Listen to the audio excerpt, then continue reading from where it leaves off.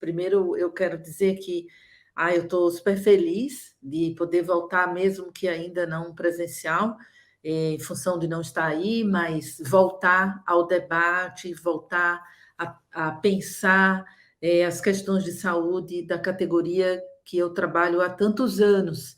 Então, na realidade, desde 2003, que eu trabalho aí no Sindicato dos Bancários de Brasília. Esse convite que me foi feito hoje foi feito pelo Vadson, pela FETEC. Então, quero agradecer a você, Vadson, por esse momento.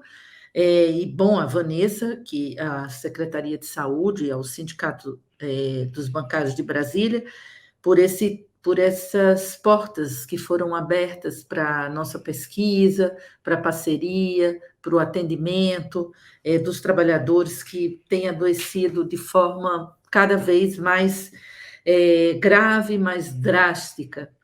Então, na realidade, o nosso trabalho começou em 2003, mas foi em 2013 que foi criada a Secretaria de Saúde, tem 10 anos, então parece que foi uma boa coincidência eu vim apresentar o relatório depois de 10 anos, e foi com o Vadson que nós começamos a Secretaria de Saúde e esse projeto da Clínica do Trabalho, agora que está coordenado, não é, pela Vanessa. Então, muito interessante, muito gratificante, muito prazeroso ter esse marco histórico do aniversário da Clínica do Trabalho.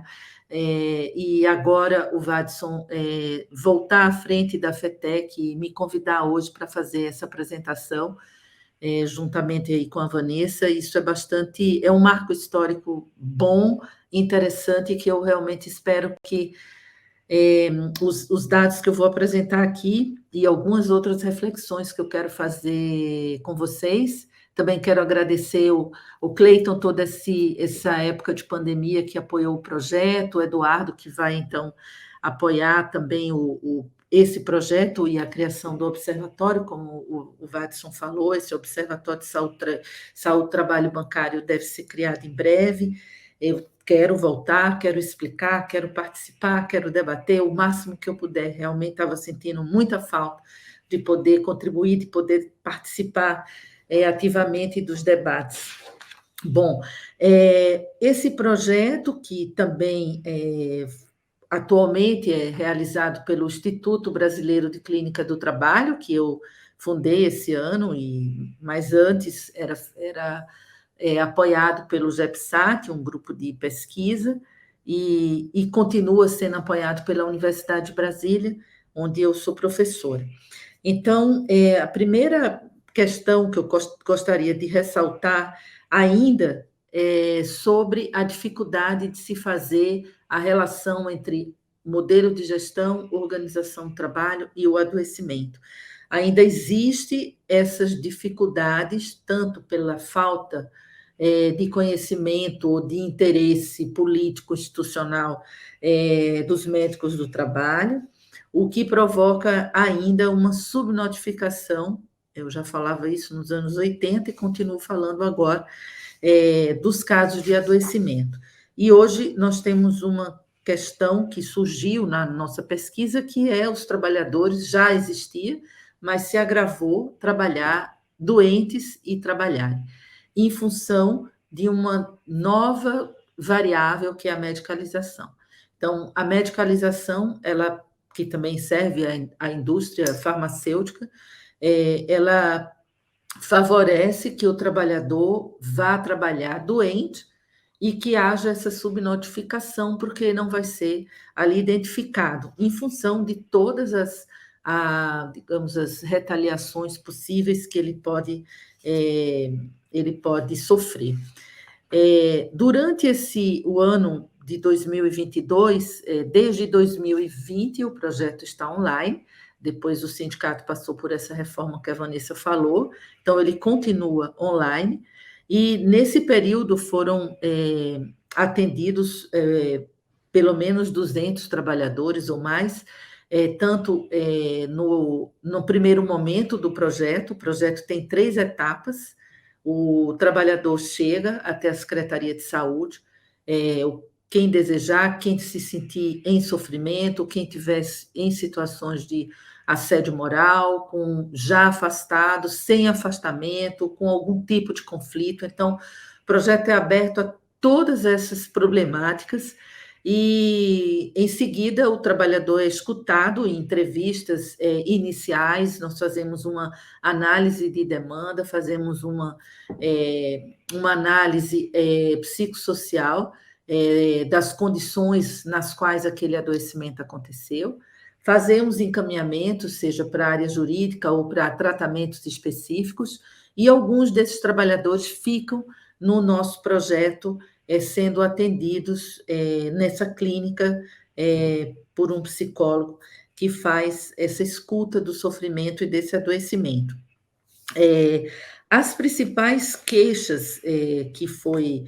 Bom, vocês podem fazer um agendamento com a Carol, que é a secretária, quando quiserem conversar. Então, qualquer tipo de conflito, de sofrimento que aconteça, que vocês estiverem vivendo, que vocês identifiquem nos colegas, o que vocês possam transmitir para os colegas, pode procurar a Secretaria de Saúde e todos os trabalhadores vão passar por essas 3 etapas. E no futuro, quando o observatório for implantado, todos vão preencher um protocolo, que nós chamamos o nome dele é Pacto, é um protocolo de análise clínica do trabalho que vai fomentar quantitativamente os dados relacionados à saúde dos bancários. Bom, em termos de dados, eu vou dar... Como que eu vou dividir aqui a minha fala, né? Primeiro, eu vou dar os dados do que nós obtivemos em relação a essa pesquisa clínica, a partir da escuta clínica dos trabalhadores bancários. Depois, eu vou fazer algumas reflexões teóricas sobre o modelo que nós estamos usando hoje na nossa pesquisa com vocês, no nosso atendimento, que é a psicopatologia clínica do trabalho. Então, nós tivemos a maioria dos trabalhadores que eu vou dizer atendidos, mas isso quer dizer que alguns participaram da etapa de orientação psicossocial e outros ficaram em atendimento por mais tempo. Para vocês terem uma ideia, nós tivemos pelo menos mais de 2.000 horas de sessões com esses trabalhadores de escuta individuais. Então, alguns vão mais de uma vez nessas entrevistas iniciais, ficam 2, 3, 4, 5 nessa orientação psicossocial, e outros que entram no tratamento pode ficar até mais do que 1 ano em tratamento, sendo acompanhado no sentido mais de um aprofundamento do tratamento pela gravidade mesmo do adoecimento. A maioria que foi, digamos assim, que procurou o projeto, que foi atendido nessas diferentes etapas, foram mulheres, 68% dos que nos procuraram são mulheres, com a escolaridade alta. Os bancos são os 3 que estão aí presentes, representados, de economia mista ou públicos.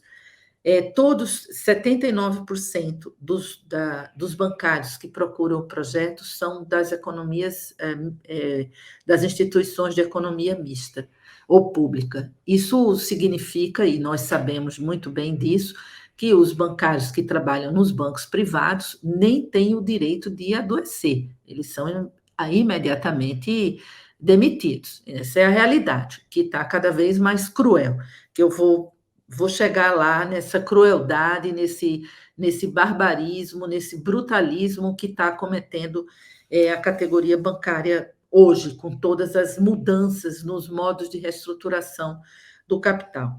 Então, 68% são mulheres, 87% autoescolaridade, 79% dos bancos públicos e de economia mista, mais de 68% tem histórico de afastamento por mais de 15 dias.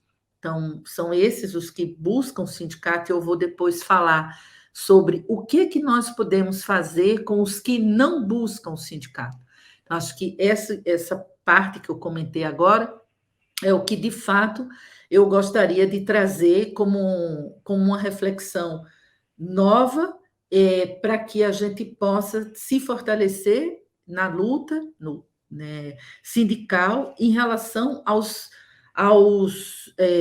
que não buscam o projeto, são muitos ainda, que não têm acesso, que não têm outras condições que eu vou falar delas daqui a pouco. Vou concluir essa apresentação de dados e depois eu falo do que é que nós podemos fazer e quais são as explicações teóricas que nós temos desenvolvido nas nossas pesquisas para justificar, para explicar essa, entre aspas, desmobilização, que eu vou dar um outro nome mais para frente, já como uma patologia, que é a patologia da normopatia, já adianto.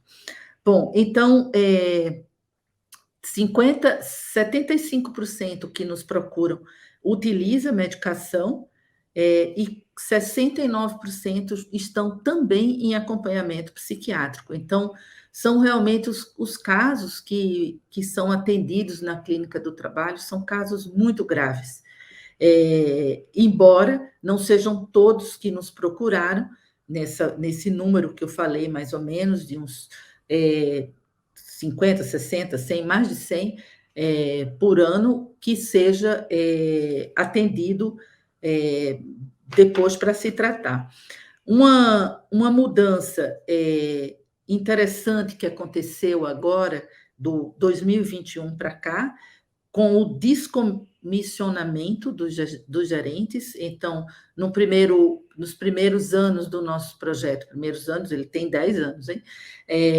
Tivemos a procura de muitos gestores, gerentes, e depois, agora, depois de 2021, por exemplo, com descomissionamento, esse perfil muda um pouco e a maioria que passa a procurar o serviço são escriturários ou técnicos.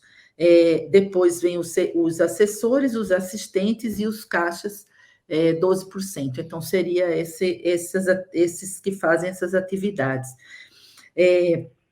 Um outro dado importante para a questão vinculada às licenças. Então, quase 50% hoje que procura o projeto estão afastados. Antes da pandemia, esse é um dado muito importante para ajudar no debate de vocês. Antes da pandemia, muitos trabalhadores estavam em processo de adoecimento, com um afastamento de 15 dias ou sem afastamento, e procuravam o projeto. Depois da pandemia, claro, pandemia eu estou também dizendo aqui, depois das agências digitais, do teletrabalho, do trabalho digital, do capitalismo digital, numérico, que é disso que eu quero falar ainda,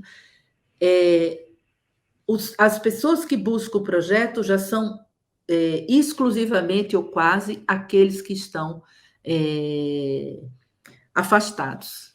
Então, isso talvez nos diga que muitos, em função primeiro, muitos postos de trabalho muitos foram demitidos, muitos postos foram desaparecidos com a digitalização, e muitos talvez estejam nesse processo de medicalização e nem sequer se afastam e não conseguem acessar ou buscar o projeto em função desse distanciamento que esses últimos 3 anos nos provocou, além das barbáries todas, não é, políticas que nós vivemos.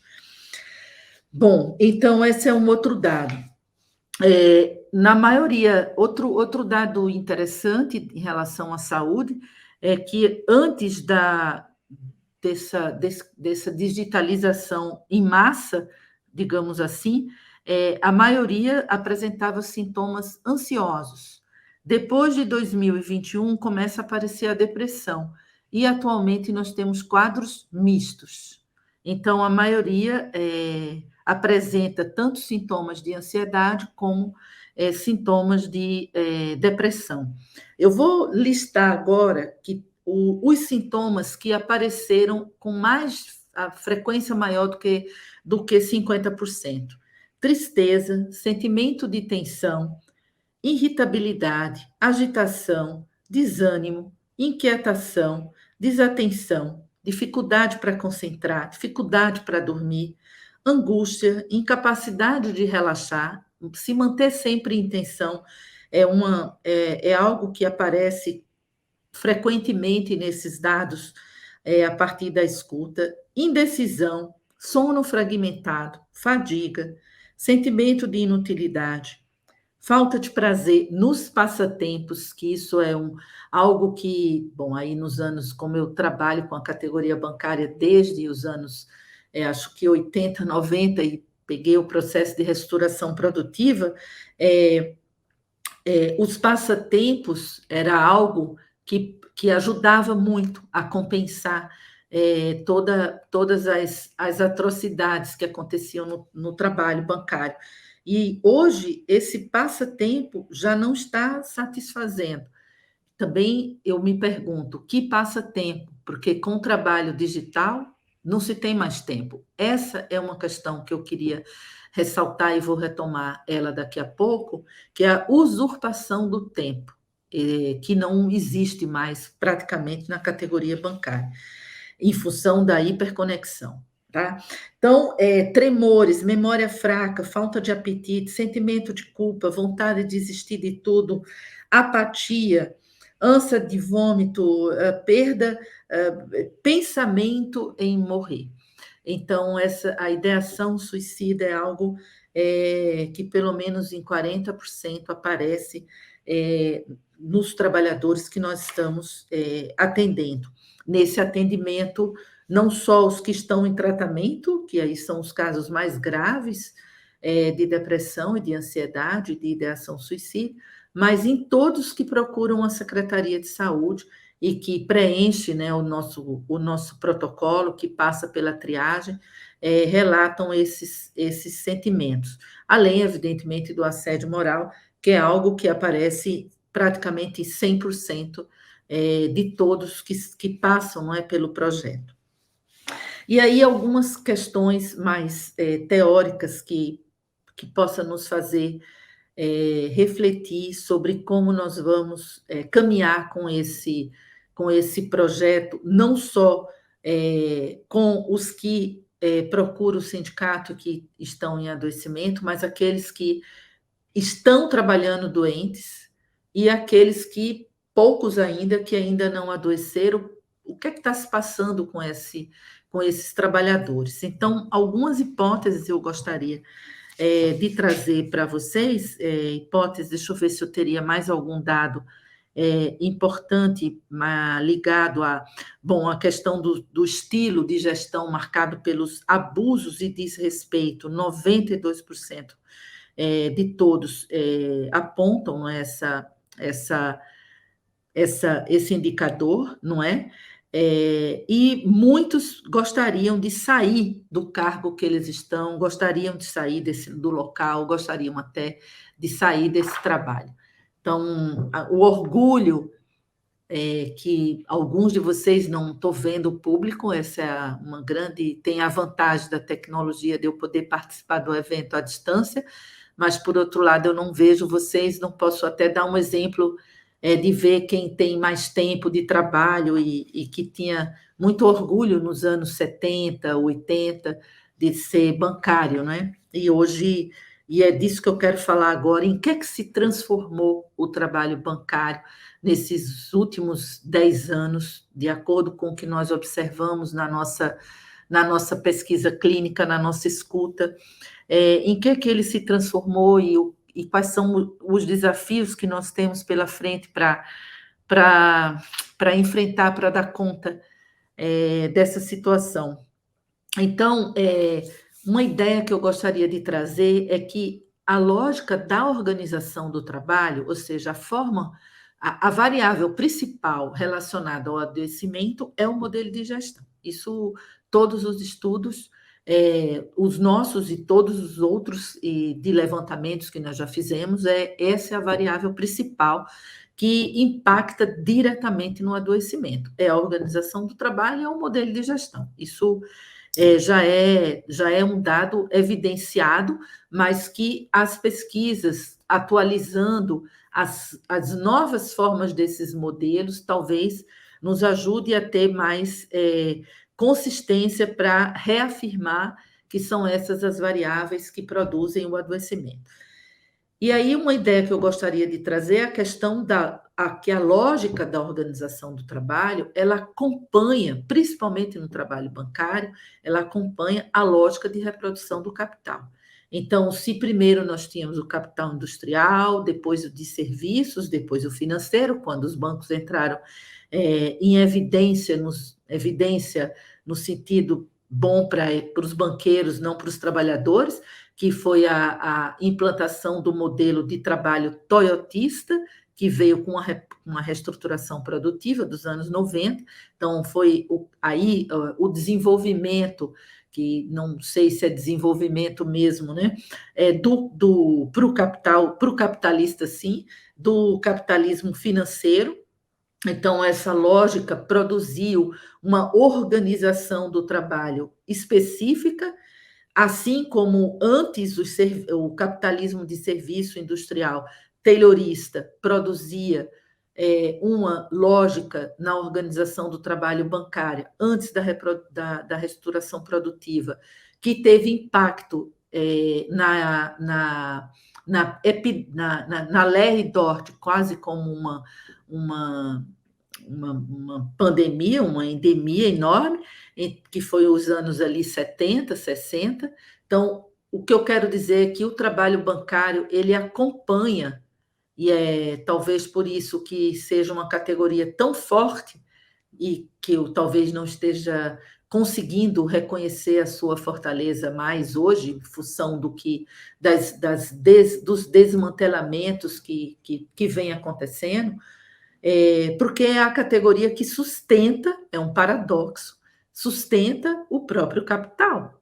Então, a instituição financeira onde os bancários trabalham são os representantes do capitalismo.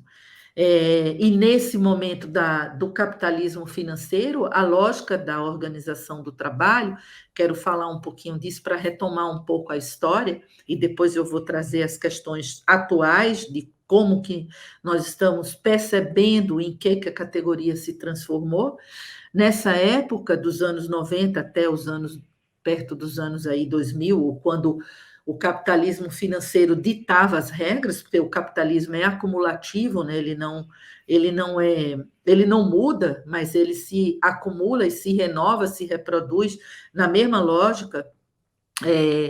Nos anos 90, o trabalhador bancário, que antes, no capitalismo industrial, o de serviços, que é quando os bancos começam a ter um papel fundamental de sustentação, né, dessa economia, que a organização do trabalho era taylorista. Ainda nesse momento, o trabalhador bancário, o sujeito trabalhador bancário, era visto e ele se reconhecia como aquele que protege, era o protetor, o guardião do capital, de alguma maneira, que é um paradoxo, não é? Porque é um trabalhador que vive do trabalho, mas por isso que é tão forte, porque é quem pode confrontar diretamente na contradição capital-trabalho. É quem trabalha dentro da própria instituição financeira, que é esse símbolo do capital. E o trabalhador bancário sai desse lugar do que protege, do que media, do que negocia, na perspectiva taylorista do capitalismo de serviço, de prestar um serviço, e nos anos 90 passa a ser um vendedor. O bancário ele vai aos poucos perdendo o seu lugar, enquanto missão de trabalho, enquanto caracterização e identidade bancária. Isso é uma questão importante que a gente pode considerar como uma hipótese para que hoje a categoria não se mobilize enquanto categoria. Então, é uma hipótese que eu gostaria de trazer, que é a questão do esfacelamento da identidade do bancário. Então, um bancário, ele era bancário. Depois do processo de reestruturação produtiva, ele virou um vendedor, um atendente, um operador de tecnologia. Não é que ele perdeu a identidade dele, a identidade dele foi sendo perdida, esfacelada, fragmentada pela própria forma de estruturação do capital e da organização do trabalho. Então, é estratégico, não é efeito do próprio capital a perda da identidade bancária, o que é extremamente favorável e instrumentalizado para enfraquecer a luta da categoria enquanto categoria, porque essa identidade é fundamental para a construção do coletivo. E ela foi sendo desmontada por essa lógica do capital histórica. Então, nos anos 90, o bancário virou o vendedor, virou o atendente, o assédio moral passa a ser instrumento de gestão, ele já é estrutural na nossa sociedade, mas passa a ser um instrumento de gestão fortíssimo, e a organização do trabalho é a organização toyotista. Por que que ele é ao mesmo tempo atendente, vendedor, operador de tecnologia? Porque o toyotismo é a variação de tarefa, é fazer de tudo um pouco, sem ser especialista em nenhuma. Essa é a estratégia do capital para enfraquecer os trabalhadores enquanto um coletivo, enquanto identidade. E o que é que está se passando agora, depois dos anos 2020, mas um pouco antes, o trabalhador nas agências digitais, que já se espalharam, nós também fizemos uma pesquisa na época, não é, que a Mônica era secretária de saúde, também patrocinada de alguma forma, né, pelo Vadson. Essa pesquisa nos mostrou que foi o início ali das agências digitais, anos 2017, 2016, mais ou menos, já aparecendo o trabalhador bancário, a sua identidade ou seu lugar de sujeito, passando ou acrescentando ao papel de vendedor, de atendente, de operador de tecnologia, o gestor. E depois o autogestor. Então, a agência digital traz essa dimensão para que o bancário passe a ser um gestor. Imagine, ele tem as atribuições, continuam sendo as que ele foi contratado, enfim, foram sendo alteradas, transformadas a partir dessas lógicas, da lógica de reprodução do capital, que produz novas organizações de trabalho. O taylorismo, o toyotismo, e aí a gestão estratégica, ou a gestão da qualidade total, que é essa depois dos anos 2000, e agora a gestão, vou chamar ela de digital, tá? Uma gestão que é a gestão por estresse, né? Que eu também já comentava isso um dia com o Vadson, mas a gestão digital, o trabalho agora no aplicativo, o trabalho, a hiperconexão, e a indústria 4.0, o banco 5.0, as redes sociais, o WhatsApp usado como um instrumento de trabalho, ou seja, o capitalismo digital, o capitalismo numérico, o algoritmo, que agora um pouco virou um chefe para todos nós quase, mas ele não é o nosso chefe, quem domina as máquinas somos nós, não é o inverso. Isso é um discurso falacioso para nos fazer acreditar que as máquinas têm poder sobre nós. Não tem. A linguagem da máquina é uma linguagem técnica. A nossa linguagem é uma linguagem poética, criativa, inventiva, metafórica, que não tem inteligência artificial que dê conta de captar, embora cada clique que a gente dá nos aplicativos, eles estão também capturando essas maneiras humanas de funcionar para produzir inteligência artificial, reduzir posto de trabalho, o que vem acontecendo enormemente com os bancários. E o que agora eu vou apresentar a minha hipótese atual, a partir das nossas pesquisas, em que se transformou essa identidade ou o trabalhador bancário hoje? O garoto propaganda. É um nome que eu pensei colocar aqui entre aspas, e a gente pode debater isso depois de forma mais profunda. O que é esse garoto propaganda hoje? Então, ele sai do lugar de proteger ou de sustentar o capital para o lugar de vendedor, de atendente, com a diversidade de atividades, e agora ele tem que criar necessidades. Ele não tem mais que vender, ele tem que criar necessidade para o cliente. Ele tem agora que criar uma relação íntima com o cliente, a partir de um aplicativo. Uma relação que é uma relação, um paradoxo enorme, porque a relação ela é completamente virtual, impessoal, mas ela aparece como uma relação próxima, íntima, e qual que é a lógica que está por trás desse tipo de exigência ou do garoto propaganda, porque todos os produtos agora estão nos aplicativos. Então, você precisa vender mais os produtos de forma direta, mas você precisa não só convencer o cliente a fazer, a comprar ou fazer aquele produto, mas também fazer ele se engajar, fazer o cliente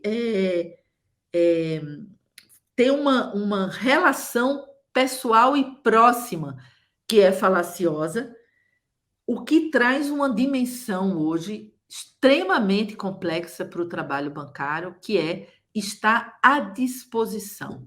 Então, o garoto propaganda, como eu falei, garoto ou garoto, enfim, essa identidade de que vai fazer a propaganda e tem que fazer uma propaganda da melhor forma possível, produz uma disponibilidade constante. E aí é que vem a questão do tempo, da hiperconexão e da usurpação do tempo, porque esse trabalhador, fora as reduções de pós-trabalho, a quantidade de carteira agora que se tem, com esse descomissionamento dos gerentes, todos agora são esses propagadores, e essa disponibilidade que é exigida de uma forma subliminar e às vezes direta, pelo discurso muitas vezes agressivo do modelo de gestão e de alguma maneira violento, assediador e brutal, é que esse trabalhador esteja disponível 24 horas. Essa é a dimensão hoje que é a alienação, não só da mais-valia, da expropriação, como o próprio Marx estudou, mas uma alienação hoje do tempo e uma expropriação não só do corpo, como no Taylorismo, não só da mente, como no toyotismo, mas da alma. Então, alguns autores falam disso. Hoje, o que as empresas, as instituições financeiras estão tentando fazer é sugar a alma do trabalhador, né? Então, bancário. E essa disponibilidade, essa hiperconexão, essa alienação no tempo é o que tem, talvez, como uma hipótese, eu quero levantar com vocês essa hipótese, produzido os trabalhadores neoliberais, o sujeito liberal, que tudo pode, tudo faz, porque o discurso é falacioso, e muitas vezes, talvez, é uma hipótese, os trabalhadores, e que é muito preocupante, que esses trabalhadores, aí sim, os que eu não tenho acesso, eu, professora Ana, na pesquisa clínica, na clínica do trabalho, que no observatório talvez a gente consiga, mas talvez a gente precise de acessar esses trabalhadores que, além dos que chegam, porque se nós não estivéssemos fazendo esse trabalho de escuta desses bancários durante esses 10 anos, eu não estaria dizendo o que eu estou dizendo agora, então esses dados e essa elaboração teórica, essa construção teórica, ela é possível graças a esses que adoeceram, é um paradoxo, mas é o que foi possível, mas o que é que se passa com os que não adoeceram, os que estão trabalhando medicalizados ou os que não estão medicalizados e que estão de alguma maneira, concordando com esses discursos e, até certa forma, reproduzindo esses discursos, que é o que eu penso que poderia ser hipotetizado teoricamente como o porta-voz do discurso capitalista, colonial, digital. Então, hoje, uma das maiores ameaças à saúde do trabalhador é o que nós temos estudado como as patologias do trabalho, uma patologia é a normopatia, a outra patologia é o medo, a outra patologia é a melancolização. Essas patologias desfaz o laço social, destrói, rasga completamente o que já vinha sendo feito, desmontado a partir do individualismo, da competição, na época da restauração produtiva do próprio toyotismo. Hoje nós temos uma destruição dos laços sociais e quase que uma estratégia para aqueles que estão contra ou a favor dessas novas formas do capital se produzir, se reproduzir, que no caso é a digital, ao ponto de alguns serem o porta-voz do próprio discurso, não só os que estão na gestão, esses quase certo que são porta-vozes desse discurso capitalista, mas até que ponto está hoje, nós estamos vivendo um momento tão brutal em termos de políticas públicas, política de Estado, política de governo, escassez econômica, sobrevivência, redução de postos de trabalho, exclusão social e a questão dessa digitalização em massa, tem produzido um canto de sereia, e aí eu tenho estudado bastante esse discurso capitalista, colonial, digital, como o canto da sereia. O canto da sereia bom, sereia, a sereia não canta, a sereia grune, mas aparece como um canto. Essa dimensão, essa sutileza de falaciosa do discurso, que é o discurso da eficiência, do teletrabalho, por exemplo, porque você não vai perder tempo, porque você já começa logo a trabalhar cedo, porque você não vai pegar trânsito. Muitos trabalhadores não queriam voltar, não querem, na época da 2021, na nossa pesquisa, voltar para o trabalho em função de ter vivenciado situações de violência, de assédio, pela precarização do trabalho. Tivemos várias dificuldades dos trabalhadores da Caixa em relação ao pagamento, né, do auxílio, muito complicado, né? Eu nem quero entrar muito em exemplos específicos da Caixa, prefiro não falar disso hoje, agora, nessa palestra, mas podemos discutir em outros momentos, em outros fóruns. Bom, então, essa patologia da normopatia, da melancolização e do medo é o que faz com que o laço social não exista. Não existindo o laço social, não existe coletivo, não existe mobilização dos trabalhadores. E muitos estão sendo capturados, vencidos, tomados, inundados pelo canto da sereia, por esse discurso falacioso de que que o trabalho digitalizado, por exemplo, é um trabalho muito melhor, etc. Então, os discursos, provavelmente, vocês teriam muito mais exemplos para dar das injunções que eu tenho estudado, como as injunções do supereu, a voz do supereu, que vai dizer por que é bom que a organização do trabalho hoje digital seja essa organização que segregue, que divida cada vez mais, que esfacele a identidade do trabalhador bancário para enfraquecer a própria luta, porque é uma categoria que pode, de fato, confrontar o capital, porque está dentro dele. Então, é talvez por isso que sejam uma categoria, nós também, professores, tivemos terríveis, a própria reforma trabalhista, terríveis perdas, mas a categoria bancária está sofrendo um massacre em função também da força que a própria categoria tem. O massacre para tirar ao máximo essa força nessa lógica que eu disse, que é a lógica da performance. Então, hoje a gente tem uma ideologia do possível, tudo é possível, tudo pode. Nós temos uma ideologia da felicidade, nós temos a performance, que é sustentada nas próprias redes sociais, e esse discurso, esse canto da sereia, pode ser uma forma muito sedutora de produzir uma satisfação falaciosa, ilusória, mas que parece que e esse parece que pode fazer com que esse trabalhador, sendo gestor ou não gestor, seja capturado, seja invadido pelo canto da sereia.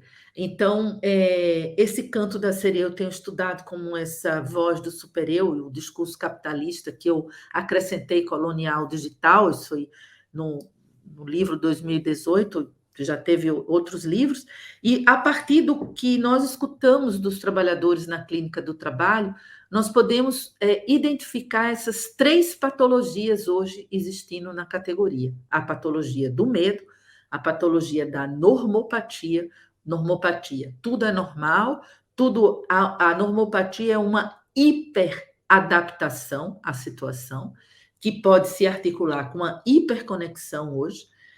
O medo, inclusive e principalmente pela vergonha de não dar conta de ser esse sujeito completamente engajado e performático, que é agora o que é exigido que o trabalhador seja, bancário, que como eu falei, entre aspas, o garoto propaganda, e a melancolização pela usurpação do tempo para que os lutos das perdas sejam feitos, porque elas são muitas e elas foram nos atropelando sem nenhum tempo para fazer uma reflexão do que é que realmente foi perdido. Que tudo isso é feito desses modos de reprodução do capital. Bom, então, agora eu já vou concluir dizendo o seguinte: como que nós que eu digo, pesquisadores, vocês, sindicalistas, delegados sindicais, como é que nós podemos reagir e impedir esse canto de sereia? Primeiro, não fazer o canto da sereia, primeira coisa, evidentemente. E como podemos impedir que os trabalhadores entrem nessa falácia, entrem nesse canto sedutor, que é sedutor, é belo, é bom e promete muitas satisfações. Então, não é simples, não é fácil não entrar. E aí tem uma história da mitologia, eu vou contar essa história e aí já vou concluindo, da mitologia, a história em Ulisses, a história da mitologia grega, que Orestes era um pescador que tinha os seus marinheiros no seu barco, então está falando do canto da sereia, e todos os pescadores, aí agora eu estou falando do mito, para a gente compreender um pouco e trazer esse mito para a situação, e vocês, como delegados sindicais, poder fazer talvez esse trabalho, né, de clarificação, porque nem é mais de conscientização, não sei, é de clarificação, né, dos colegas, não é, que ainda não adoeceram, e dos que estão em adoecimento, adoeceram também, fazer a divulgação para eles serem atendidos nesse projeto e participar dessa pesquisa, que é importante, para dar esses dados que eu estou dando agora.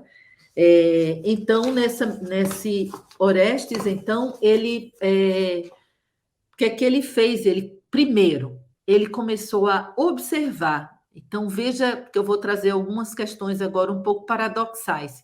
Se nós estamos vivendo a alienação do tempo, na hiperconexão, e sendo usurpado do nosso tempo, e nos sendo cobrado que a gente seja esse bancário que vai fazer não só a adesão o cliente não é algo bem sutil, não é só o cliente aderir ao que o banco propõe, ao que o banco vende, por exemplo, mas é o cliente se sentir quase parte naquela relação. Então, é algo bastante sutil que mexe muito com a subjetividade hoje dos trabalhadores bancários. Então, Orestes começa primeiro a observar, que já é um desafio em função dessa usurpação do tempo. Em suas observações, ele identifica, e ele, então, para observar, precisa pensar, precisa discutir, precisa, né, com o outro.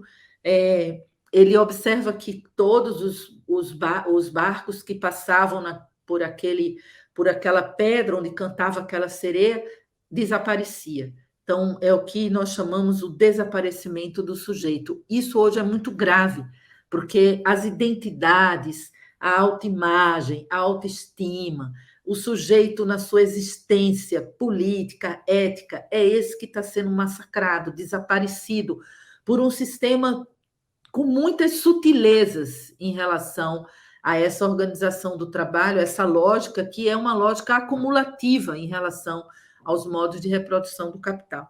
Então, e produzindo essas patologias que vão provocar o adoecimento. Então, o adoecimento vai acontecer quando essas patologias estão instauradas, a normopatia, o medo, a melancolia, ou seja, há um desinvestimento do trabalhador, a melancolia é um desinvestimento fora dele, então é aquele que já não acredita, que já não investe e que vai investir mais nele próprio. Isso pode gerar um egocentrismo, um narcisismo. A normopatia tem a ver com a indiferença, com assédio moral, com a sociopatia, com a psicopatia. O medo que faz a partir da vergonha, das ameaças, que faz com que o trabalhador seja inibido, e não é porque ele é frágil, ele é fraco, mas porque é a luta entre arco e flecha e canhão. Então, essas são as armas, e aí nós precisamos descobrir quais são as nossas estratégias, as nossas armas para dar conta dessas armas poderosas que estão sendo usadas contra o trabalhador. E Orestes, então, ele observa, e o que é que ele faz? Ele testa, ele tenta uma possibilidade para não ser ali desaparecido na sua própria existência, que seria a morte do sujeito, colocar, então, tampão nos ouvidos dos seus marinheiros, das suas equipes, do seu grupo, para que eles, então, passassem sem escutar o canto estridente da sereia, que são essas vozes que não cessam de nos dizer e de nos prometer o paraíso, a felicidade, etc. Então, ele coloca tampão no ouvido dos marinheiros, ele passa e ele consegue passar, ele se salva. Isso é um mito, não é? Mas eu quero concluir com esse mito. A clínica do trabalho é uma forma de colocar esses tampões nos ouvidos dos trabalhadores que procuram o projeto. Então, se nós tivéssemos mais trabalhadores procurando o sindicato, procurando a Secretaria de Saúde e sendo escutado no nosso projeto, talvez a gente tivesse mais marinheiros protegidos, mas tem muitos outros que ainda não acessaram, ou que estão em adoecimento, ou que ainda não adoeceram, que estão como porta-voz, ou seja, de alguma maneira fazendo o canto da sereia, de forma horizontal entre os colegas, e eu penso que é desses aí, ou esses aí, que a gente precisava também criar estratégias para salvá-los, para evitar, não é, os adoecimentos e as tantas tragédias que a maior delas é o suicídio no trabalho, pode acometer um trabalhador que vive uma situação de assédio moral, que vive uma situação de pressão, de dominação no seu trabalho,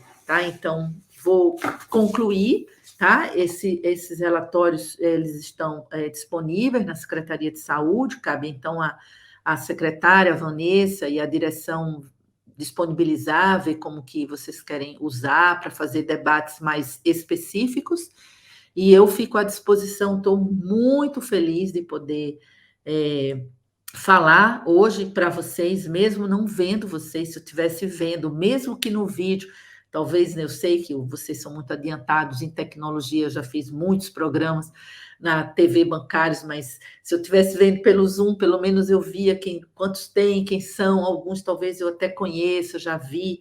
Então, fico feliz de poder trazer as minhas inquietações, as minhas preocupações, o que eu acho que é ameaçador, e poder continuar nessa luta pela saúde dos trabalhadores bancários e para que a categoria reafirme a sua identidade de alguma maneira, mesmo com esse desmonte, com esse esfacelamento, para continuar sendo e ser uma das categorias de trabalhadores mais fortes, mais potentes que podem, enfim, enfrentar essa luta, tá? Então, agradeço